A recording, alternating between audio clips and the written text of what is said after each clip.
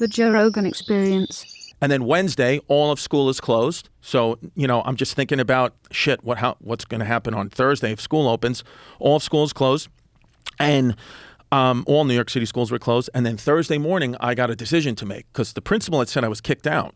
So I was like, I'm just going to walk. I'm just going to go to school. So I go back to school and I try to walk in like nothing happened. I was like, maybe they forgot about that. It's a national tragedy.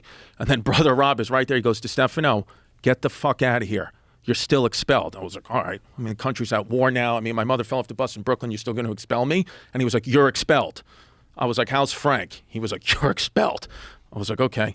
So I'm like, shit. My mother's all upset, of course. She's still shaking from 9/11, as many people were. I'm like, I got to call my dad. And again, my dad, great guy, my father, really great guy, but, a street guy, like a Bronx real street guy. So I call my father from a payphone, and I'm like, Dad, I'm sorry, like I let you down, but on Tuesday, I was just worried about my mom, and this kid started laughing at me. I was crying, and I broke a chair over this kid Frank's head, and now they threw me out. They threw me out of school. And he goes, did anybody see you do it? I was like, yeah, I did it in front of the whole class. He was like, okay. He was like, I'll be down there in about 30 minutes. I was like, he lives in Staten Island. Traffic to Queens at 9:30 in the morning would take like 2 hours to get there. Somehow he shows up in like 45 minutes. I'll never forget, wearing like a New York Yankees batting practice jacket, like a Dunkin' Donuts coffee, huge, chain on, just ready to go. And he goes, you do everything I tell you to do. I was like, okay. So you need a meeting with a principal, of a school, especially any school. But we walk into the principal's office to the secretary, and the secretary is like, can I help you? And my dad's like, yeah, I got a meeting with the principal. And she's like, you're not on the list, sir. He goes, I'm going in. And then he just opens his door, and the principal's on the phone. And my dad goes, can I speak to you? Can we speak to you? I'm Chris's dad. And the principal's like, you need a meeting, sir. And he goes, and your son's expelled. And he goes, okay. And then he hangs up the principal's phone. He just puts his fingers on the receiver. And he goes, you're not on the phone anymore, so we can have a conversation. And I was like, oh, my God. So it's all true. So I'm just sitting there like, okay, this is bad. So my dad goes, very calmly, listen. He goes, my son allegedly hit somebody in the head with the chair. And brother's like, it's not alleged. We saw it. He goes, it's allegedly. You don't have cameras in here, do you? And he was like, what? He was like, no, but there's witnesses and the kid's in the hospital. He goes, I'll take care of the kid in the hospital. Don't worry about the kid in the hospital. He goes, you can't throw my son out of school. You just can't do it. And then my brother Rob is like, we have to throw your son out of school. He just put somebody in a coma. And he goes, no. He goes, listen, you're not going to throw him out of school. It was a national tragedy. He got emotional. Don't worry about it. And he goes, don't throw him out of school. And brother Rob says, I'm throwing him out of school and there's nothing you can do. And then my dad rolls like a wad of hundreds at Brother Rob. And he goes, don't throw him out of school. And Brother Rob goes, you're going to bribe a man of God? And my dad goes, I lost God September 21st, 1979. That's like a date that's like burned in my head. I'm like, what the fuck? What does that date mean? And then look back, he was in prison at that time. So I'm like, I don't know what happened. Maybe there was a shower situation. Maybe something went down. I was like, I'm not going to ask my dad. But I was like, September 21st, 1979. Wow. Like he said that shit quick and with full eye contact, no blinks. I was like, all right, Dad, you should go to therapy, but whatever. We're here now.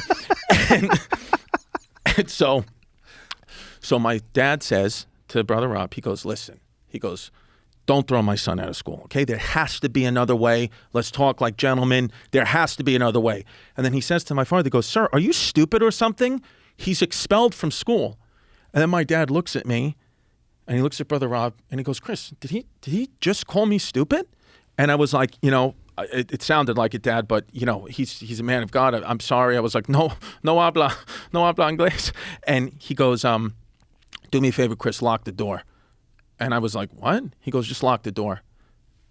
And so I got up and locked the door. I didn't know like what else to do. I felt like I'm fucking going to get hit here too. Like I've never seen my dad like this, just angry. So I get up, I lock the door, and he goes, you really offended me with the words you've chose to call me. He goes, it really hurt my feelings actually. He goes, so now you have two options. He goes, the second option really sucks for you. I would choose the first. He goes, the first option, just put my son back in school, okay? Easy breezy, no problems asked. I'll sign whatever forms you want.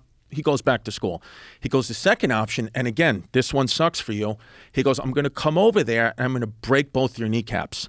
And he goes, you may think I heard that line in a movie. He goes, I'm one of the guys they write the movies about. He goes, I will, this is funny. He goes, I will call 911 right now. He goes, I will give them my address, my social security number, whatever. He goes, because I'd rather go to prison for the rest of my life and be back with my friends than you throw him out and me have to listen to his mother's fucking mouth for the rest of my life that he got expelled from school. He goes, so either way I'm in jail, I'd rather be with my buddies. So the choice is yours. And then white as a ghost, Brother Rob was like, okay, well, let's put him back in school. And he goes, simple, easy breezy. He just kept saying easy breezy, my dad. I was like, stop saying easy breezy. So he kept saying easy breezy, and my dad, and he goes, what we'll do is he gets detention before and after school, and he's thrown off the basketball team. Does that work for you? And Brother Rob was like, that works for me. And I was like, that doesn't fucking work for me. I want to play ball. I don't want to go to detention. And my dad's like, no, you hit somebody. It's not good. He goes, I didn't raise you to be that way. I was like, you just threatened to fucking kill somebody in front of me. What are you talking about? And he goes, I didn't raise you to be that way. And then that's what I did my senior year, before and after school, every day, no basketball. And my father and Brother Rob actually became like friends at graduation. They were shaking hands, friends, everything was all good. And it was one of those things where like my dad, he's not that way anymore, but growing up, like my dad was just that guy. He was like right intention, wrong move is the best way I could describe my father. And